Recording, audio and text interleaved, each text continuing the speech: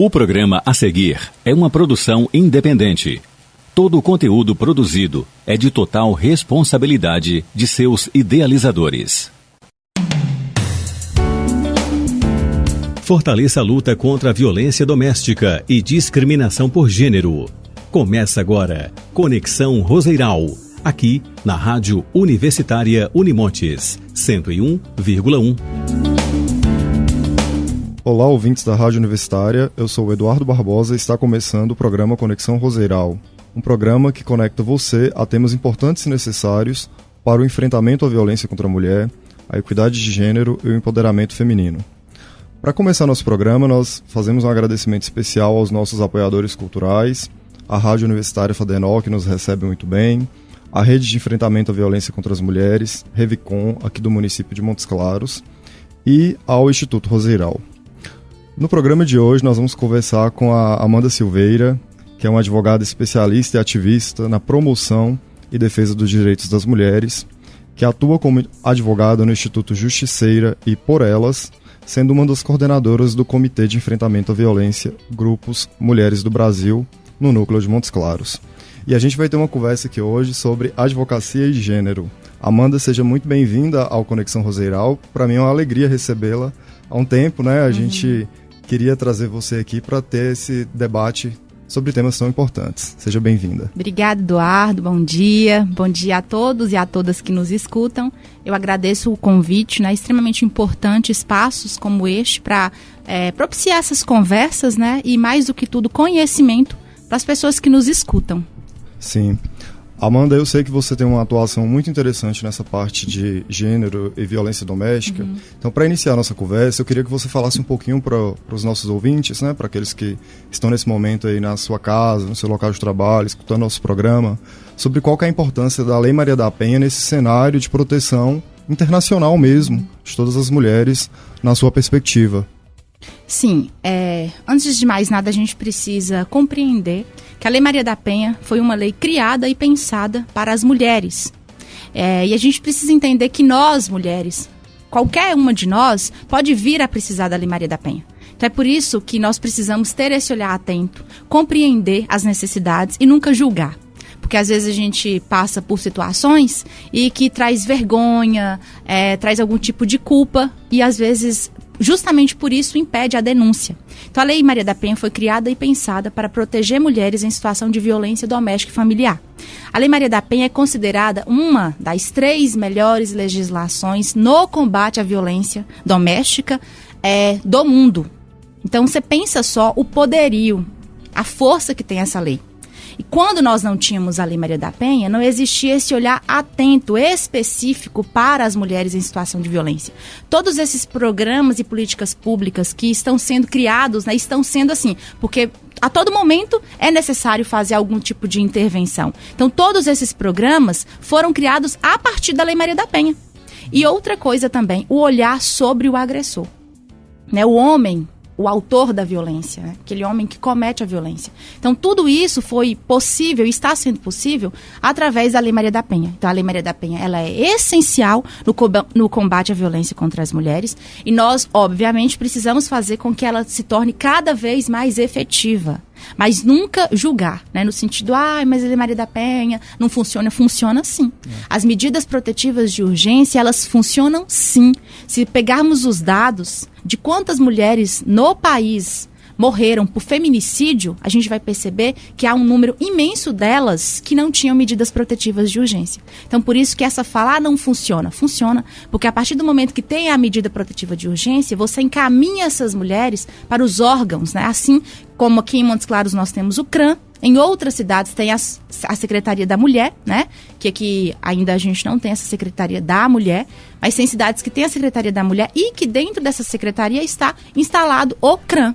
Então, nós precisamos desses centros de referência e foi através da Lei Maria da Penha. Sim, Amanda, muito importante sua fala, porque a gente percebe no dia a dia muitas pessoas tentando invalidar a Lei Maria da Penha, né? E Sim. É isso que você chama a atenção pra gente. Às vezes a gente vê o discurso do tipo, por que não cria então a Lei João da Penha, né? A Lei Maria da Penha não funciona. Então, assim, a gente está falando aqui de uma legislação que esse ano completa 19 anos, Sim. né? Que é a lei de 2006. e que ela realmente é uma ruptura, né, no paradigma de tratamento dos direitos das mulheres no Brasil. Sim. E sendo referência também no plano internacional, não é isso? Sim. O que a gente tem que compreender, principalmente nessa questão internacional, né? Tem países que as legislações dos direitos das mulheres não existem. E sim. aqui no Brasil, com muita luta, que a luta ainda permanece, né? Que nós temos muitas questões ainda que precisamos, né, alcançar. Então, essa legislação, a Lei Maria da Penha, tem essa visibilidade internacional. Então, nós temos vários tipos, né, de acordos, bem como eu vou dizer, protocolos que são implementados no Brasil e que são óbvios, né, vindo de outros países que têm essa política que tem dado certo. O Brasil, nós temos vários problemas, até mesmo questões culturais.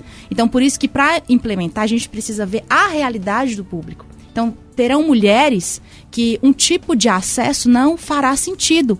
Aí a gente vai ter que mudar para adaptar a realidade daquelas mulheres. Sim. Vamos supor, vou te dar um exemplo. Mulheres ribeirinhas, talvez mulheres que estão em situação de violência, mas o problema delas não está ligado à questão econômica, está ligado à questão emocional. Então, até mesmo para tipificar quais são as formas de violência, a gente precisa compreender qual que é o contexto que aquela mulher está inserida. Então, é por isso que é importante ter um protocolo para direcionar e para fazer esses encaminhamentos de forma que seja correta, porque senão a gente às vezes pega e acha que todo caso é o mesmo caso. Sim. E por mais que a lei seja a mesma, só que a gente tem que trazer para a individualidade daquela mulher, para a gente não ser invasiva, mas para trazer uma solução. Sim, é muito interessante isso que você fala, né? A necessidade de se fazer esses recortes, né? Então a gente tem diversos grupos dentre as mulheres, né, que sofrem violências de formas diversas. Então você vai ter as mulheres pretas que sofrem violências diferentes das mulheres brancas, as mulheres trans, as mulheres cis, as mulheres indígenas, né? Então acho que falar sobre direito das mulheres é necessário fazer esses recortes mesmo, né, para a gente pensar na aplicação e, no seu caso, principalmente nessa luta. Passando aqui para o próximo ponto da nossa conversa, Amanda, você faz parte, né, eu também, enquanto advogado, de uma instituição quase centenária, que é a OAB, e que é muito importante também nessa luta, né, na trajetória aí de conquistas nessa luta mesmo de direito das mulheres. E eu queria saber de você como que você enxerga a atuação da OAB hoje nesse enfrentamento à violência. Quais pautas, quais são as bandeiras, né, que a OAB tem levantado nesse sentido? Sim. Eduardo, nós precisamos entender o nosso papel dentro da instituição. Mais do que nunca, é necessário que as mulheres elas tenham vez, que elas tenham voz, que elas tenham a caneta, né? E que elas consigam, sim, dar direcionamentos, né? Receber, sim, acessos, porque às vezes nos é negado, né? Então a gente precisa compreender qual é o nosso papel. Através da OAB, principalmente dessa movimentação da OAB Mulher, e eu não digo assim, só aqui dentro do âmbito municipal, mas eu estou dizendo da OAB estadual. Nós tivemos um olhar específico voltado para o combate à violência contra as mulheres e também coloco as meninas, porque no Brasil há um número imenso de meninas menores de idade que passam por situações de violência. E às vezes a mulher maior e capaz passa por violência doméstica e a filha menor está dentro de casa. Então isso vai trazer algum tipo de modificação na guarda. Sim. A gente sabe, no direito à visita, entende? Então, não adianta falar, mas não respinga. Respinga sim, respinga na família, respinga nas pessoas que estão à volta. Então, a OAB, atualmente, nós temos comissões que são específicas para o combate à violência contra as mulheres. Tanto a violência doméstica, como outras formas de violência, como o assédio, não só o assédio na via, né, empresarial, mas o assédio institucional, né? Nós temos esse olhar específico, mas para tantas outras formas de violência que nós temos aí no sistema brasileiro, né? Que seria a questão da importunação sexual, porque às vezes a gente fala violência, mas então não houve violência dentro de casa, mas houve importunação sexual, mas houve assédio no trabalho. Então, por isso a OAB, hoje, através das comissões, tem esse olhar mais ampliado para que seja combatido todas e quaisquer formas de violência contra as mulheres. E é extremamente importante que nós tenhamos essas comissões para fazer o quê? Para dar força. Para que a gente consiga movimentar e criar, de fato, mecanismos que sejam tanto de proteção para nós, advogadas, porque nós, advogadas que atuamos no combate à violência, nós também sofremos represálias. Então, a gente precisa de estarmos unidas para que consigamos caminhar, avançar e também trazer uma resposta, um respaldo dentro da instituição para essas mulheres, para essas clientes e também assistidas, né? Porque, igual, através das comissões, nós não alcançamos só as nossas clientes. A gente alcança, sim, através da força, né, que a instituição tem, todas as mulheres que precisem, né, de auxílio e de ajuda no combate à violência. Sim, nos programas anteriores a gente sempre tem uma preocupação de apresentar para os nossos ouvintes a Revicom, né, que é essa rede de enfrentamento, para que as mulheres, sejam as mulheres urbanas, sejam as mulheres rurais, conheçam a rede e saibam como acioná-la, né? E da sua fala a gente percebe, consegue extrair que a OAB faz parte, integra a Revicom. Sim. Né? Então, como que você enxerga a OAB e esse trabalho em rede? Qual que é a importância desse trabalho nessa luta mesmo aqui na comarca e em outros lugares também? É extremamente importante. Eu diria que nós demos um salto mesmo, sabe? De ampliação até mesmo dos canais que nós às vezes tínhamos, porque unindo forças, né, OAB com a rede que já existia, né? Antes mesmo de termos feito essas parcerias, então nós unimos força. Então, assim, deu um salto no sentido de avanços. Porque hoje a OAB participa de forma integral e contínua da Revicom. Então, através não só da OAB Mulher, mas também do Direito na Escola, para levar conhecimento e informação dentro da sala de aula para meninas e também para os meninos, né? Que a gente precisa os incluir dentro dessa pauta, né, de combate à violência. Então, para meninos e meninas, e aí com essa parceria da OAB e Revicom, nós tivemos vários avanços. A gente conseguiu atender mulheres, a gente conseguiu fazer grandes eventos, e não no sentido da palavra evento, mas trazer conhecimento e informação para que a gente trabalhe sempre unido e em prol das vítimas, né? Você chegou num ponto que eu queria muito, que é sobre a educação de crianças, né? De meninos e meninas para essa temática.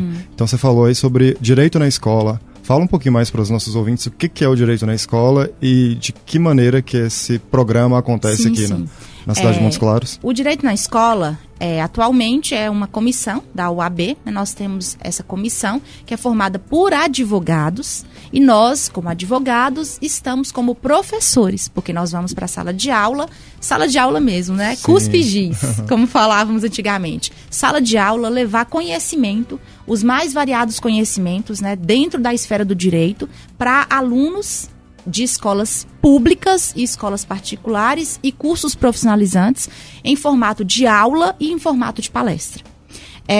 Para mim, o objetivo principal do direito na escola é conscientizar os adolescentes, as crianças, e descomplicar o acesso à justiça. Porque se para nós, pessoas maiores e capazes, já é difícil, pensa para os adolescentes compreender como funciona o sistema de justiça.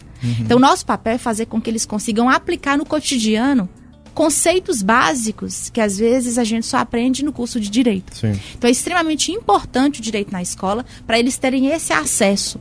E eu falo por quê? Ano passado nós fizemos várias mesmo, que eu já perdi até as contas, palestras em escolas públicas, porque a comissão aqui de Montes Claros, nós prezamos muito para que tivemos sempre estamos com esse contato direto com as escolas públicas. Então, assim, nós fomos em várias escolas públicas levar palestras sobre o direito da mulher. E o que mais impressiona é que quando a gente chega, sempre tem um relato. Doutora, eu não sei o que fazer. A minha mãe está passando por isso. Doutora, eu passei por isso na infância. Quando começa o prazo? Olha a pergunta. Quando começa o prazo para eu denunciar? Então, isso, nós que somos advogados, é mais fácil a gente responder do que um professor, que às vezes não tem, né, nesse conhecimento técnico que nós advogados temos, né? Então, também ficaria muito difícil para o professor, né, responder esse tipo de situação. Então, para a gente, o direito na escola é isso, né? É acesso através do direito a esses alunos. E eu acho esse letramento essencial, porque a gente até estava conversando um pouquinho aqui antes, né, do programa começar. Então, de repente, o adolescente ali, a menina com 15, 16 anos, ela já passa por uma situação de importunação sexual, até mesmo de assédio ali, e não sabe identificar. Então, através do direito na escola de forma didática, porque eu conheço a comissão, ela já vai ficar atenta, ligada naqueles sinais, né? Sim. Então, de repente, é algo que ela só conseguiria elaborar de que se trata de uma situação de assédio aos 25, 26, 27 anos ali, depois de um curso superior, depois de trabalhar, depois de ouvir palestras e capacitações sobre o assunto, com 16, com 15 anos, quando ela passa por aquela situação, ela já identifica e já sabe onde tomar as providências, Sim, né? E Eduardo, o que mais impressiona é porque eles têm sede de conhecimento. Mas precisa ser um conhecimento que, de fato, mude a vida. Porque, às vezes, através das redes sociais, e não estou aqui para criticar, mas só para ponderar, às vezes as informações vêm em uma facilidade, mas não vêm de uma forma correta, entendeu? De uma forma que vá, de fato, modificar aquele pensamento, ou então não é no sentido de modificar em si, mas trazer uma reflexão. Então, o direito na escola, a gente sempre trabalha com conceitos, né? Então, o que é o assédio? O que é a violência contra a mulher, violência doméstica? E, através disso, eles vão formular. E trazer os meninos, né? Porque quando a gente entra na aula, eu não falo, né? Os meninos, licença. Não. Os meninos, vocês serão incluídos aqui porque vocês precisam participar desta aula para, juntos, meninos e meninas, lutarmos contra a violência. Sim. Porque, às vezes, a violência não está atingindo diretamente a sua namorada, mas está atingindo a sua prima. E, às vezes, você nem sabe. A sua mãe, né? Entendeu? Sim. Para eles mudarem esses conceitos, né? Exato. Nós precisamos fazer parte do processo, né? Justamente. Meninos, homens, precisam, não devem ser excluídos, estar ali alheios, né? Sim, acho que houve um tempo em que, como você colocou, falava-se para mulheres, né? Essencialmente. Então, hoje é necessário haver essa inclusão. Sim, é para a sociedade toda, homens e mulheres, mesmo. Justamente.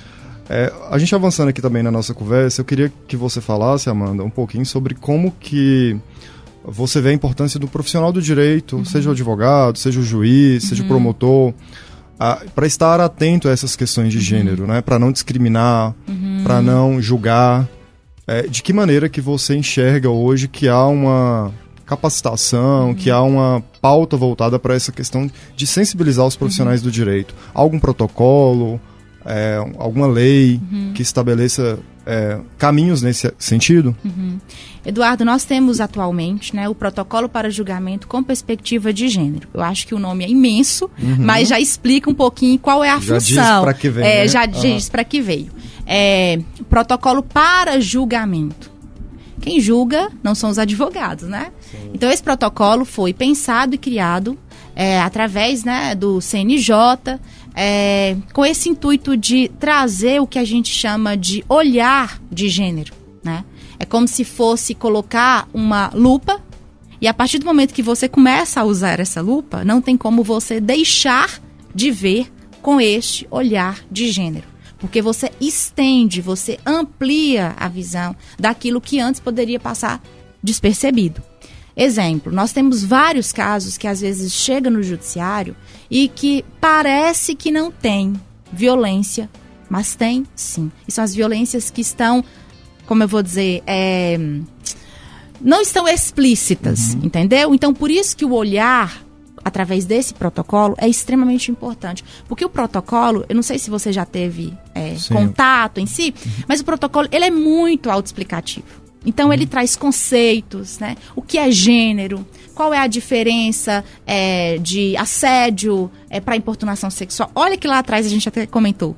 Então, a mesma coisa que é dita, às vezes, para um adolescente, precisa ser dita num processo, para diferenciar, porque os caminhos são outros, né? E aí, obviamente, se os caminhos são outros, a sentença não pode ser a mesma. Então, no caso concreto, a gente precisa trabalhar com a pessoa em sua individualidade. E é por isso que o protocolo veio, né? Ele veio para trazer esse olhar, essa extensão da situação, para que a gente consiga olhar, compreender que ali não é a Maria. Ali a Maria, vítima de violência doméstica, que tem 3 filhos e que ela precisa sair daquela situação, por isso ela precisa que os filhos recebam uma pensão.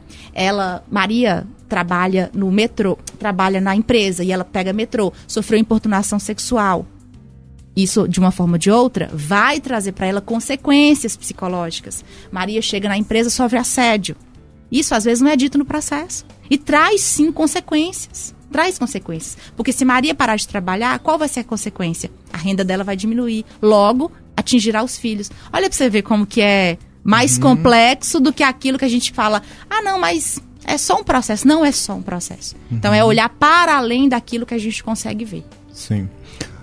As mulheres que nos ouvem, que têm processos, seja de família, divórcio, guarda, alimentos, ou mesmo medidas protetivas, né, em sua infinidade, elas podem pedir a aplicação por si só, da aplicação do protocolo em perspectiva de gênero, ou só através de um advogado mesmo? Através do advogado. É extremamente importante e é uma coisa que eu sempre falo.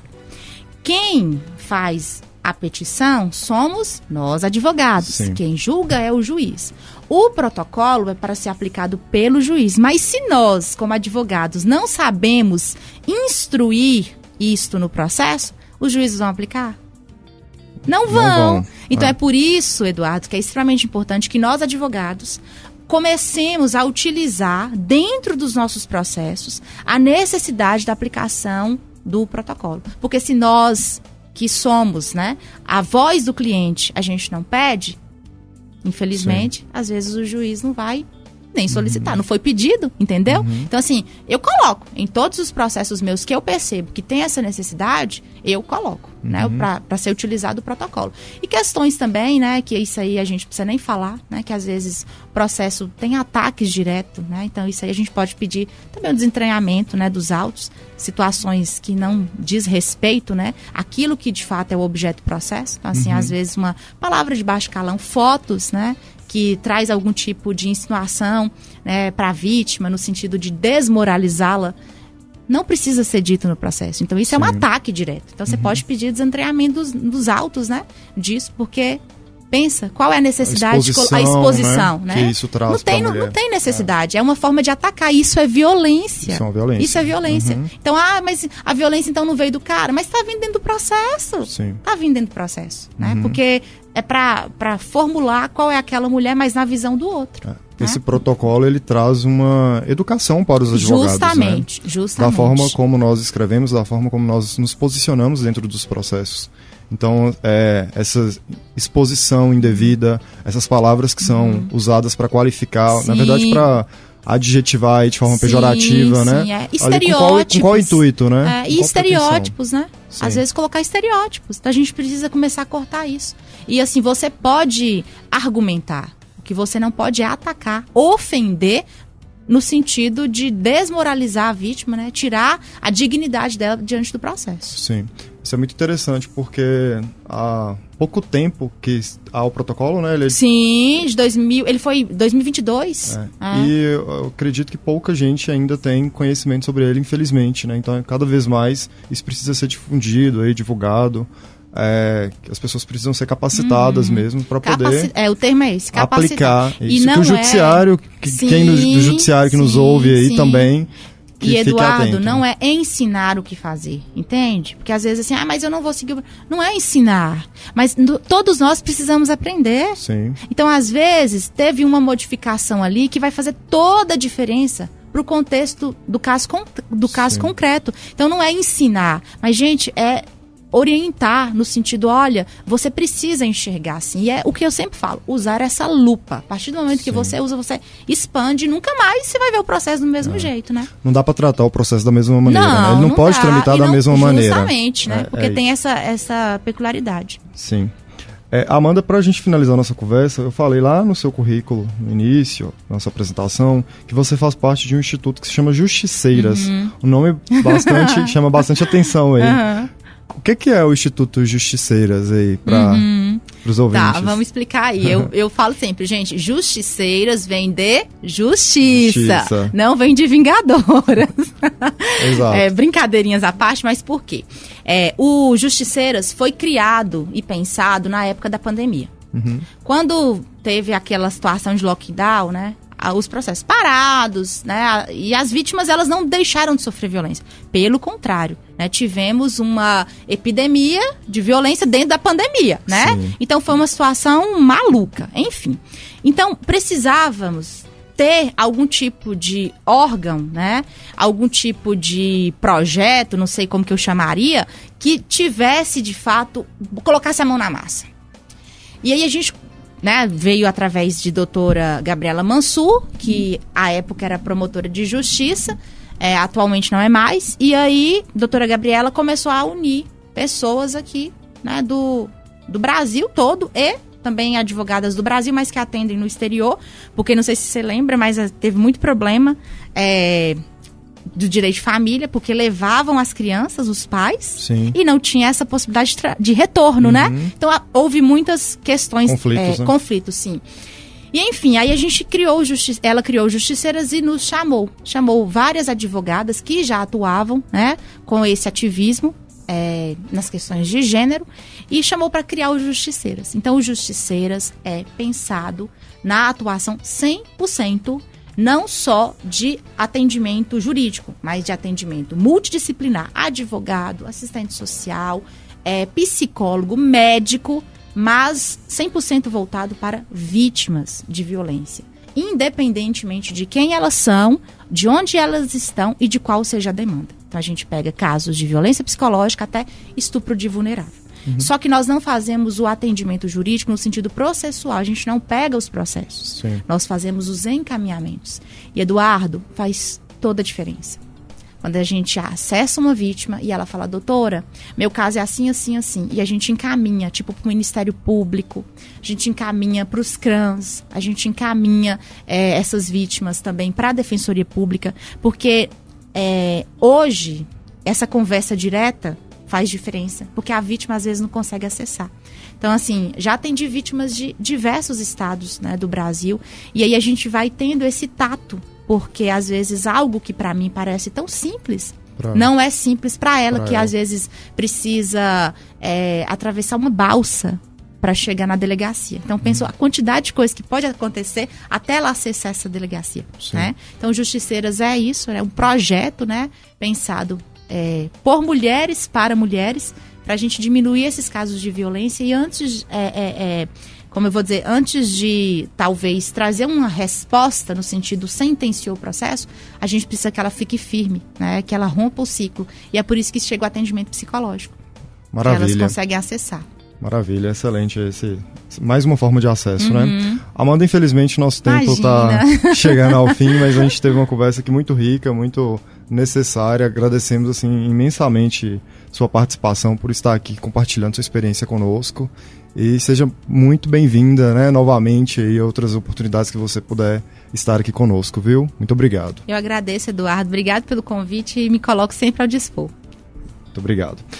E você aí que nos ouve, te convido a continuar esse debate com amigos, colegas e familiares, porque essa conversa vai ficar gravada no YouTube, lá no canal @Instituto Roseiral.